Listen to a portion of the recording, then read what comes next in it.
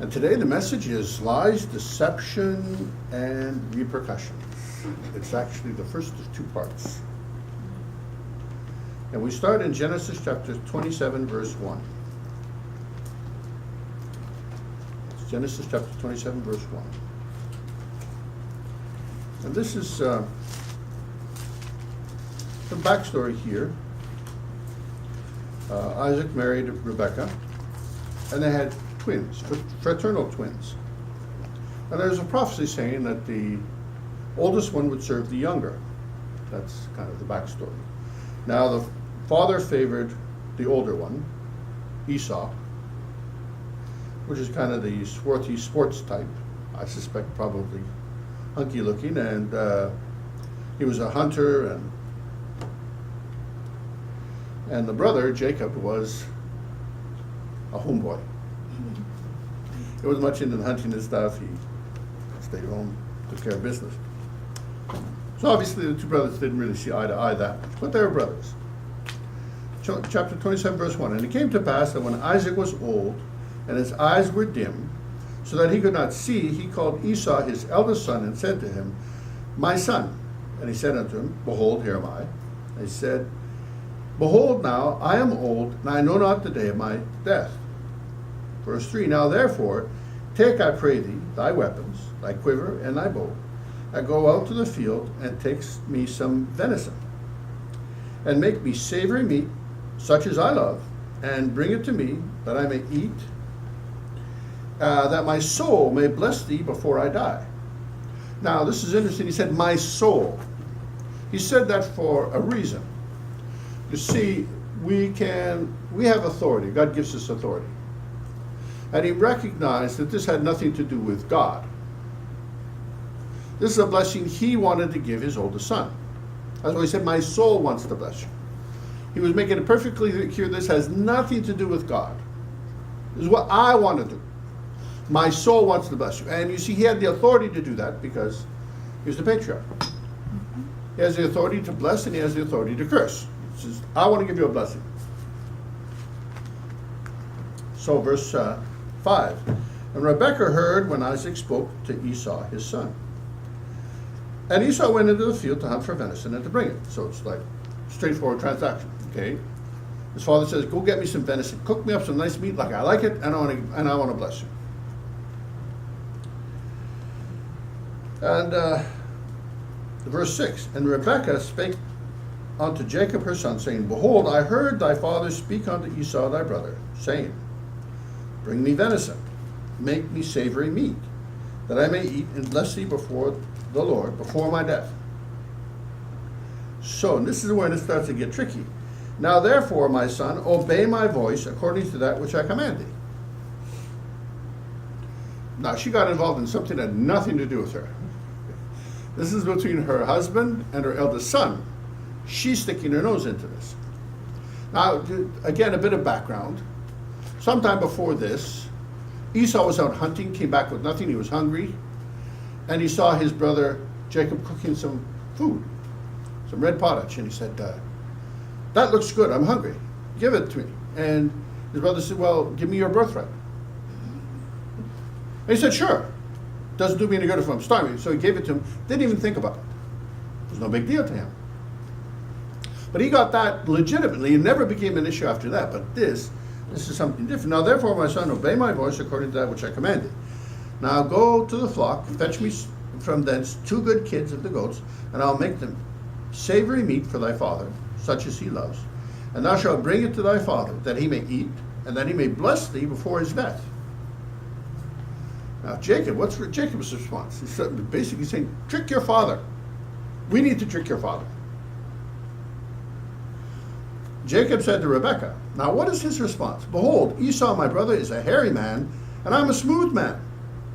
My father peradventure will feel me, and it shall seem to him, I shall seem to him as a deceiver, and he shall bring a curse upon me, and not a blessing.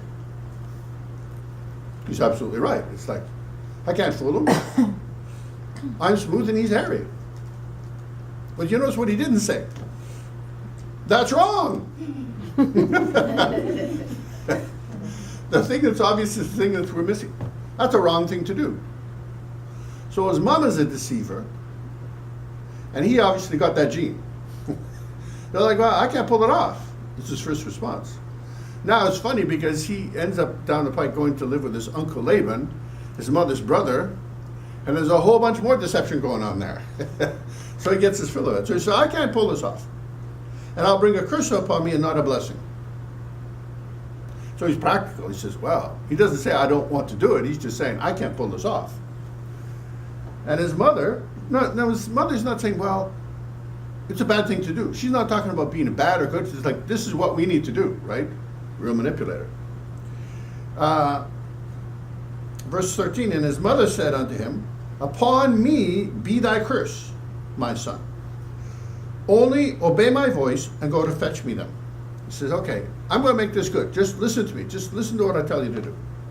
And he went and fetched and brought them to his mother. And his mother made savory meat, such as his father loved. So she knew how to cook this so that he liked it. Verse 15. So she made the savory meat. Verse 15. And Rebekah took goodly raiment of her eldest son Esau, which were with her in the house, and put them on Jacob, her younger son. And she put the skins of the kids of the goats upon his hands and upon the smooth of his neck. And she gave the savory meat and the bread, which she had prepared, under the hand of her son Jacob. So this is all mama in operation, if you notice. She cooked the meat. She took the clothes of her eldest son, put it on him, so he smelt the same. She put the skins of the kids upon his hands and his neck, so when she knows her husband, she's going to be healing. It's like, yeah, he's hairy. This is the right guy. She gave him savory meat, sent him in. Okay, so she knows exactly how to pull this off. He doesn't even think. Now, this doesn't seem to be a big issue to him about pulling a fast one on his dad. He just didn't think he could do it. She had more guts, however. This is absolutely something we can do. It's amazing how we can get ourselves into trouble. The first question he should have asked was, is this the right thing? Didn't go there. You ever notice when you ever got yourself into trouble? Did you ask yourself first, is this the right thing? Of course you didn't. Because you know it wasn't the right thing. You didn't want to ask that question. Because you wanted what you wanted. And Jacob wanted this, and his mother wanted this, so they just got with the program. Now we go down to verse 41. And after all this happens, what happens? After all of this transcribes, he's successful. He pulls it off. He gets the blessing. But what happens? Verse 41, and Esau hated Jacob because of the blessing. Hate is actually not quite strong enough, but we're going to see why. Wherewith his father blessed him, and Esau said in his heart, the days of mourning for my father are at hand. Then will I slay my brother Jacob. So it's like hatred is even a little on the light side. It's like he hates him literally to death, okay? He wants to kill this guy. It's his brother. His womb mate, so to speak. And it's like, he wants to kill this guy. The only thing, it's like there's an old saying, some people are alive only because it's against the law to kill them. You know, that's exactly how I felt about his brother. You know, he says, I'm going to kill him. He says, wait till Dad dies, and then there's nobody to stop me. I'm going to kill him. And he's not laughing about it. You know? Verse 42. And the words of Esau, her elder son, were told to Rebekah. And she sent and called Jacob, her younger son, and said unto him, behold, thy brother Esau, as touching thee, doth comfort himself, proposing to kill thee. Well, he's got to probably have figured that out already. It's like, you know, there's not a lot of love lost here. Now, therefore, and what do you tell your brother? You just stole the blessing of his father. What do you tell him? You stole it. Now, the first deal, the birthright, yeah, that was sold. That was above board. But you steal the blessing. What do you tell him? He says, now, therefore, my son, obey my voice and arise. Flee thou to Laban, thy brother, my brother, to Haran, some distance away. Now wait a minute. Didn't she say she was going to make it good? Her solution is leave town. That doesn't sound like much of a solution to me. You see, when we think to do something wrong, we never really think out the whole way.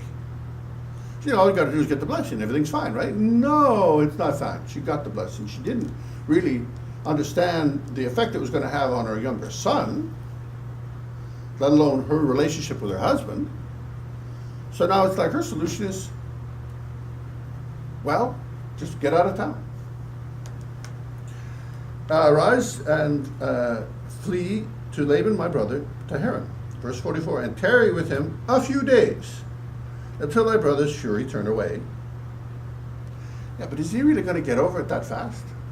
He's going to kill. He wants to kill him. It's not something that's going to be 3 days later. It's like, he's going to forget about it. Verse 45, until thy brother's anger turn away from thee, and he forget that which thou hast done to him. How did that get switched up? She did all the doing here except for the son, just doing what she said. He was kind of passive in all this. Now, I'm not saying he had to say, I'm with the program for this whole thing to happen. But still, she says, what you did to your brother. She's all of a sudden distancing herself. Have you ever noticed when it really hits the fan, it's like the people that were really aiding and abetting you to encourage you, all of a sudden they can't be found. You ever notice that? And that's exactly what's happening here. His own mother saying, what you did to your brother. I didn't do anything. I'm clean. Okay. That which thou hast done to him, then I will send and fetch thee from thence. Why should I be deprived of also of you both in one day? Well, because she understands the law of the land. It's like you kill your brother, you're going to have to die for it too. But those are only 2 kids. So it's like, well, I don't want to lose both kids, so I'll leave town.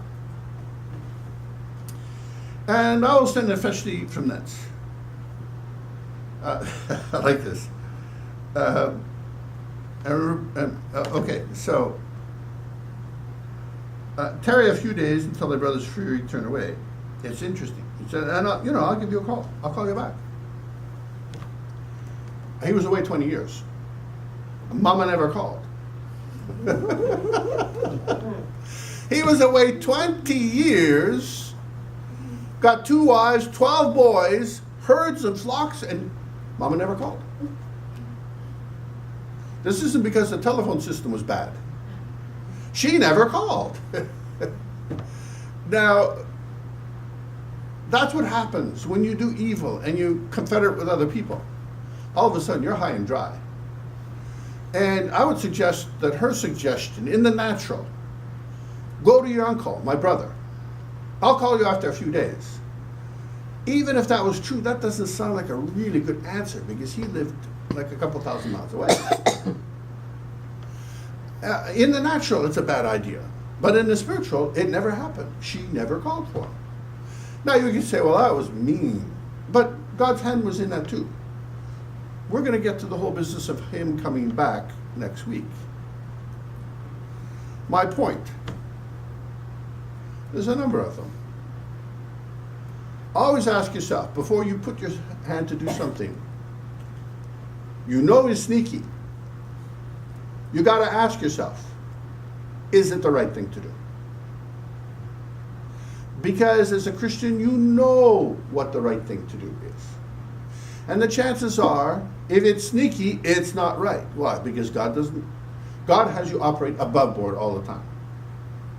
If you got to ask, then you better spend some time thinking about it before you do anything.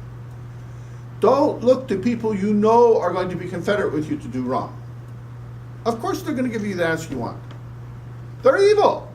That's why you're calling them up, to tell you to do something is evil. Of course they're going to be confederate. But ask yourself, what happens when this blows up? Are they going to be holding a hand grenade? No. You will be. It's all going to be on you. They're all going to distance themselves from you. That's just the way it works. Number 3, think through what ultimately this is going to mean. Because usually we put our hand to do what is wrong when we think, I'm going to get what I want and I'm really not going to have to pay for it. That's a lie from the pit of hell. That's a lie that the enemy tells you to get you, to encourage you to do the wrong thing. Why? Because he wants you to think that you can get away with it. We don't get away with anything, especially as Christians.